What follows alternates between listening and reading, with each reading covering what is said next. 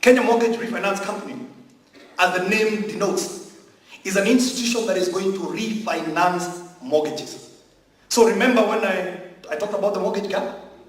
And I said those fellows in that category qualify for a mortgage, but it's unaffordable. So this KMRC is geared towards fixing that main category. But for you to qualify, it means you must have a mortgage. And so KMRC, what it does, it finances your bank. Because the reason why your mortgage is expensive is because the banks give you short-term loan. Right? Your mortgage is short. And that means the shorter the period, the higher the repayment. And the second thing is because the rate of interest is very high. So KMRC is borrowing cheap because we're getting what we call concessionary money from DFIs, Development Financial Institutions like World Bank and Africa Development Bank. They're putting in what we're calling the Tier 2 capital.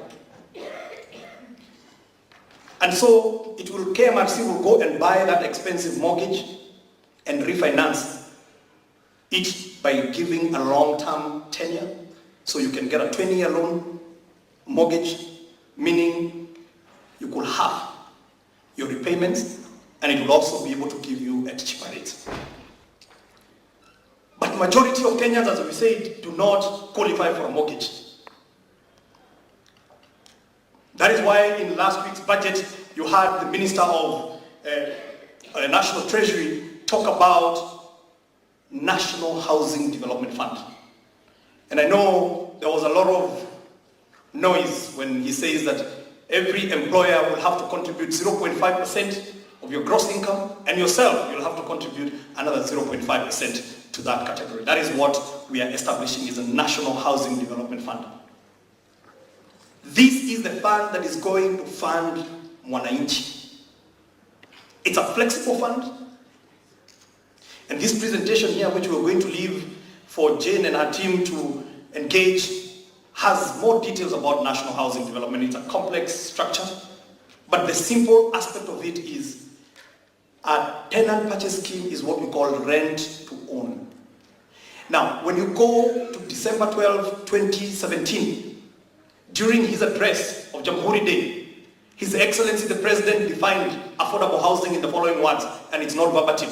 He says an affordable house is a house that you, for whatever amount of rent you are paying today, wherever, you can be able to pay the same amount of money, but for a decent house that you will own.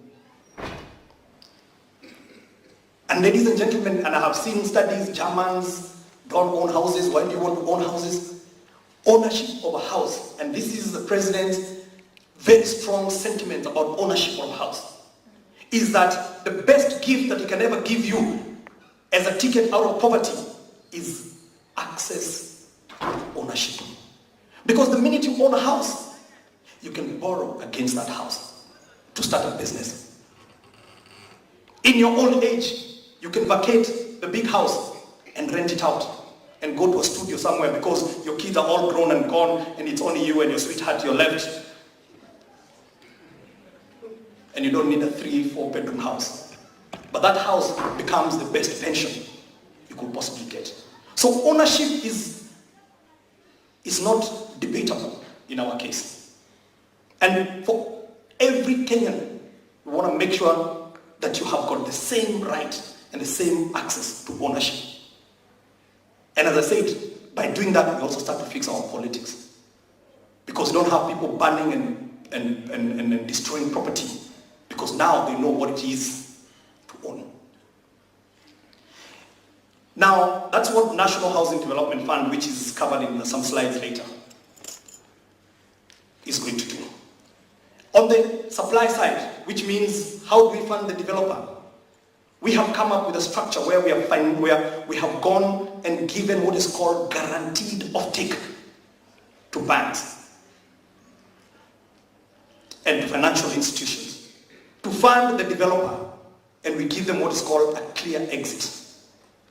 Meaning that in this affordable housing program, financial institutions do not have to worry about whether these houses are going to be taken.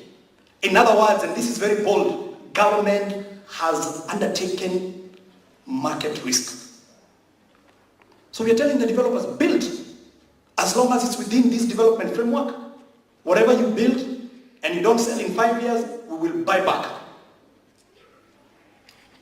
But it is not a blind undertaking, ladies and gentlemen and colleagues, because we have got over 1 million housing demand just for government alone. Our public servant, whether it's teachers, 700,000 workforce, counties, and then I've got what we call essential services, the police and the prisons, where the DG was. We've got another 130,000 housing units that I must build for essential services. So we are encouraging the private sector to build these houses. And part of the money that you are contributing and putting into that fund will be responsible for exiting those houses.